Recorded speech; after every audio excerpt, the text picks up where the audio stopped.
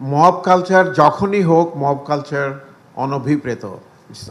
It's not, আমরা এটা আশা করি মব কালচার হবে না, কখনোই হওয়া উচিত নয়।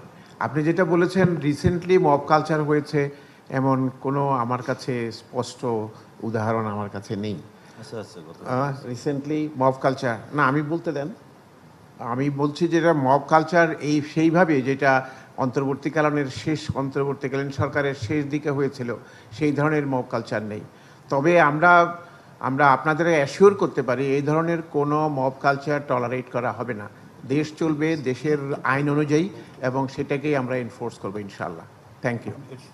একটু সাপ্লিমেন্ট করে আমি যে আপনার মাত্রাটা, মব কালচারের মাত্রাটা অনেক কমে গেছে। আর এটা হলো অনেকটা মানে পলিটিক্যাল সাপোর্ট বা কোয়াসি পলিটিক্যাল সাপোর্ট থাকে এই মব কালচারের পিছনে, একটা প্রচ্ছন্ন রাজনৈতিক ইয়ে থাকে। তো বোধোদয়টা সব জায়গায় হতে হবে। আর আমি বলি যে আইনের শাসন যত বাড়তে থাকবে তত এই মব কালচার কমে যাবে। যে আইনের শাসনের প্রত্যয় ঘোষণা করেছেন আমাদের মাননীয় প্রধানমন্ত্রী, সেখানে দেখুন কোনো বিরোধী মতের কারণে বা কোনো বিরোধী রাজনৈতিক নেতা আজকে হয়রানি হচ্ছে না।